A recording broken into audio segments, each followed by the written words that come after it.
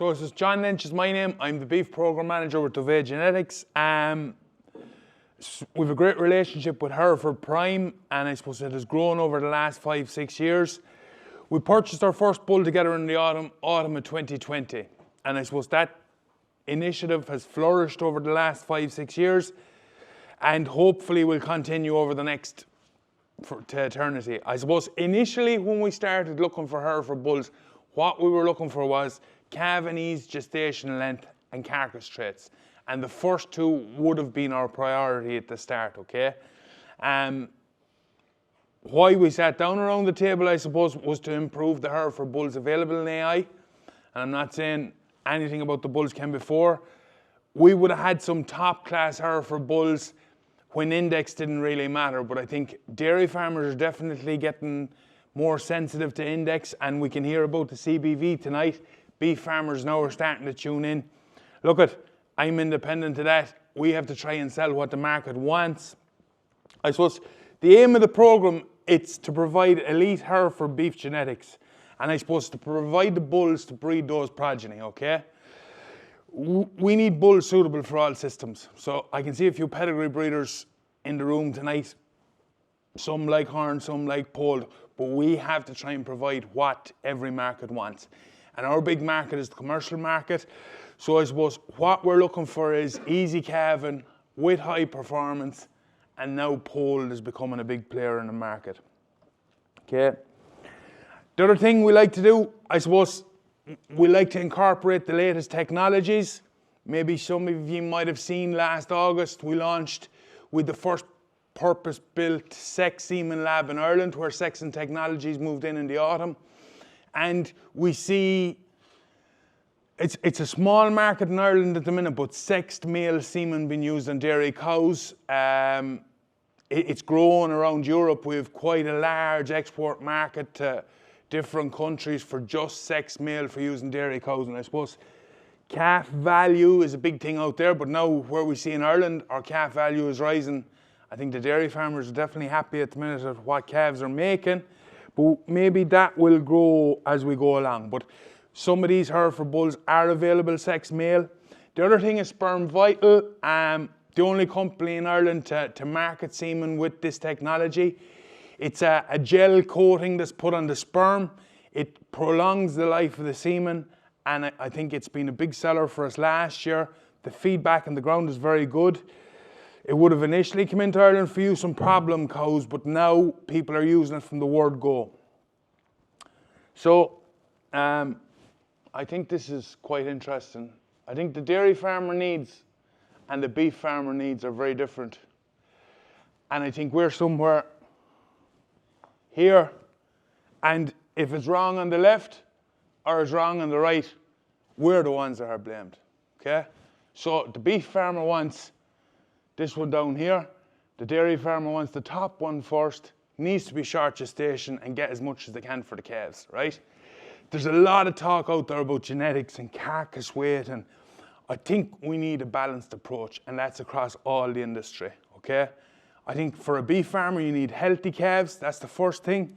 Good drivers, performance through their lifetime, good kill-outs, and good carcass weights.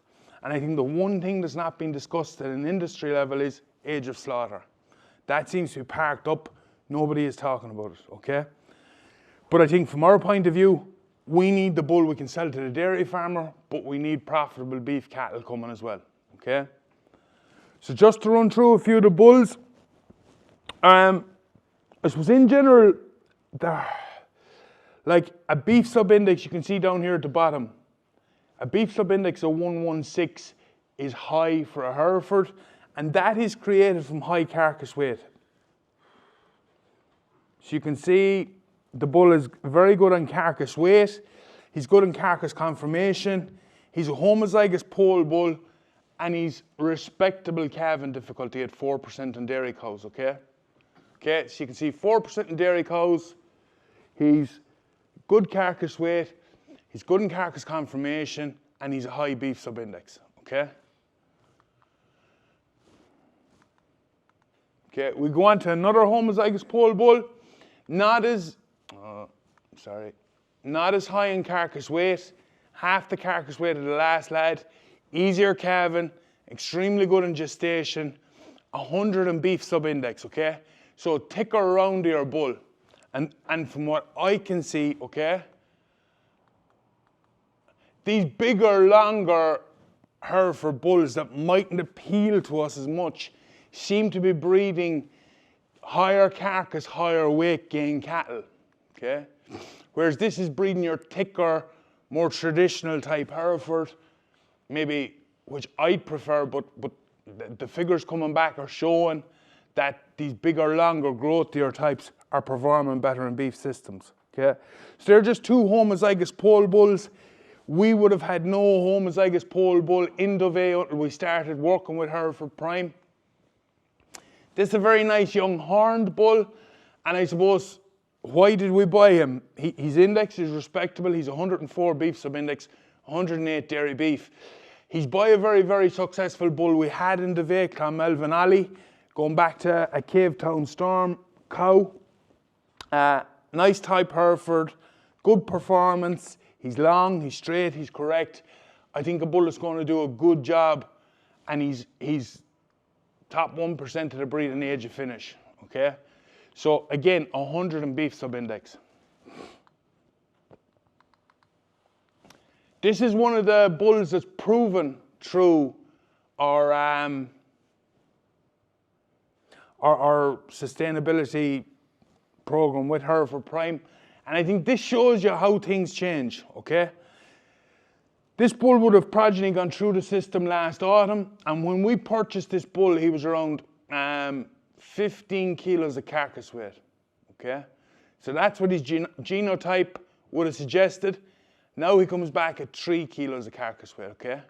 Where the bull is doing a fantastic job for Hereford is he's very, very short gestation and extremely easy calving. So he really is a dairy farmer favourite, okay? I think his carcass weight might increase a little again, but it's quite disappointing to buy a bull that was probably in the top 10, 15% of the breed, and he's going somewhere the other side of the scale now. And I just think that shows figures, like, they change, they go up and down. You buy your high CBV calves and a run of cattle come through, they will have different CBVs next year, you know? So I think it just has to be used as a guide, not as a hard rule. Sure, I suppose the future plans with Hereford Prime is to keep buying balanced bulls. The calving, the gestation has to be right. I suppose be seen as active breeding advisors. And whether that's to the Tier-Long Keepack 2020 or to dairy farmers and discussion groups, I suppose we're there at all times to help if we can. And I think that leads on to the next point, is to keep balanced messages across all industry partners. So we see some people talking about 20 kilos of carcass. Personally, I think if you were to get traditional beef bulls, easy enough calf for using dairy cows, you're fooling yourself if you think you're going to get 20 kilos of carcass proven. And I think when you look at the proven bulls, they're just not available. And I think our aim in Dovea is to have a well-proven panel of beef bulls with high index going forward to suit the needs of all farmers.